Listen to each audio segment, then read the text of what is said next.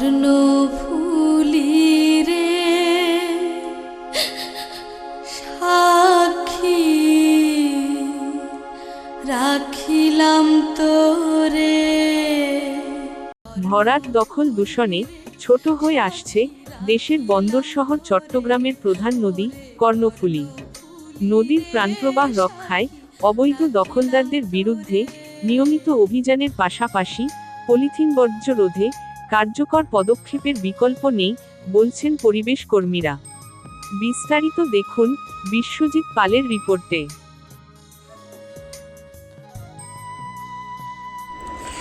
ভরাট দখল দূষণে ছোট হয়ে আসছে লুসাই কন্যা কর্ণফুলী নদী। পান হারাচ্ছে নদীর অববাহিকা। নদীর বুকে এখানে ওখানে বাড়ছে পলিথিন বর্জ্য। তীরেও একই চিত্র, মানুষের ব্যবহার করা পলিথিনের স্তূপ।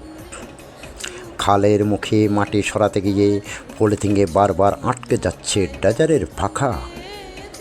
শুধু পলিথিনও নয়, প্রতিদিন চট্টগ্রামের কর্ণফুলী নদীতে গিয়ে সরাসরি মিশছে ৬০ লক্ষ নগরবাসী এবং ৩৫০-এর বেশি কলকারখানার বর্জ্য। আর এতে প্রাণ প্রবাহ হারাচ্ছে কর্ণফুলী। বিলুপ্ত হচ্ছে বিভিন্ন প্রজাতির মাছসহ নদীর জীববৈচিত্র্য। দূষণের পাশাপাশি অবৈধ দখল ভরাটেও ছোট হয়ে যাচ্ছে কর্ণফুলী। ২০১৪ সালেও শাহ-আমানত সেতু এলাকা ও চাক্তাই খালের মুখে কর্ণফুলীর প্রস্থ ছিল প্রায় ৯০০ মিটার। আর এখন নদীর প্রস্থ দাঁড়িয়েছে ৪৩০ থেকে ৫১০ মিটারে। এই বিষয়ে সাংবাদিক কিরণ শর্মা বলেন, আইন কেউ মানছে না, অবৈধ দখলদারদের বিরুদ্ধে অভিযানের বিকল্প নেই। কর্ণফুলী নদী দেশের একটি প্রাণকেন্দ্রে বলা যায়। কর্ণফুলী নদীতে প্রচুর পরিমাণ বর্জ্য, চট্টগ্রাম মহানগরীর যে বিভিন্ন খাল রয়েছে, এই খালগুলো বর্জ্যগুলো নদীতে যে পড়তেছে।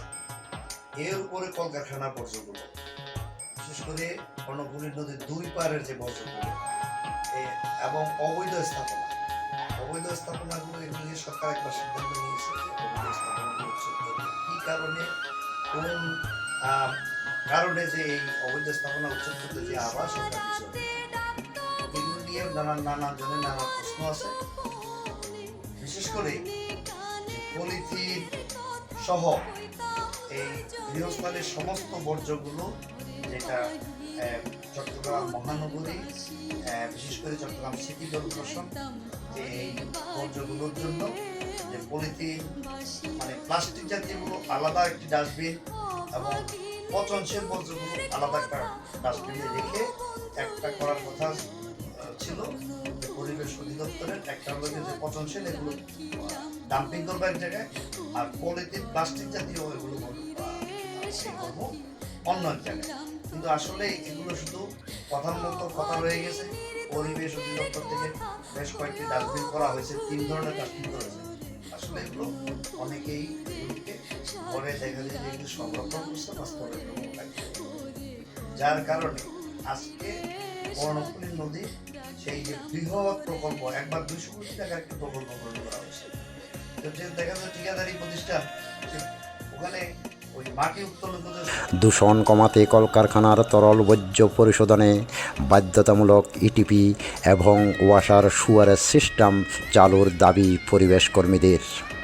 কর্ণফুলী রক্ষায় তীর ঘেঁষে থাকা ছোট বড় ৮৮টি শিল্প কারখানায় নিয়মিত মনিটরিং এবং অবৈধ দখলদারদের বিরুদ্ধে অভিযানের বিকল্প নেই বলে অভিমত পোষণ করেন কিরণ শর্মা।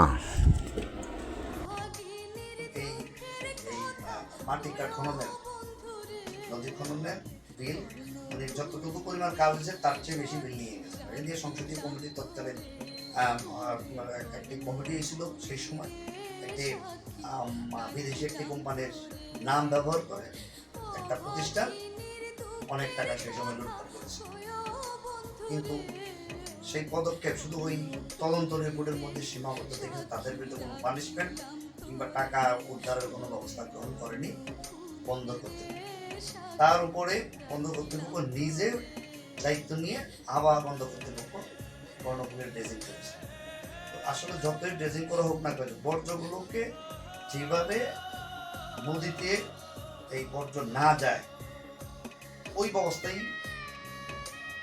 পদক্ষেপ গ্রহণ করতে হবে সিটি কর্পোরেশনকে, বন্দর কর্তৃপক্ষকে, সিডিএকে এবং এর সাথে সংশ্লিষ্ট শিল্প কারখানা তাদেরকে নিয়ে সমন্বিতভাবে এই কাজটা করা দরকার।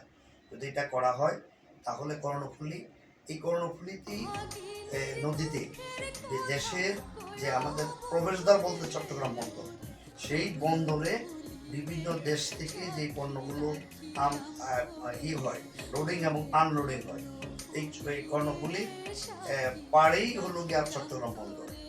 এই কর্ণফুলী নদীকে বাঁচাতে আমাদেরকে শুধু পরিবেশ যে অধিদপ্তর কিংবা পরিবেশবাদী কতগুলো সংগঠন প্রতি বছর দুই একটা তারা যে প্রচার একটু করে এই সীমাবদ্ধ এইটাই শেষ হয়ে যায়, কিন্তু আমরা এটা আশা করি না। আমরা চট্টগ্রাম নগরী তথা আমাদের দেশের কল্যাণের জন্য এই পদক্ষেপ গ্রহণ করা দরকার।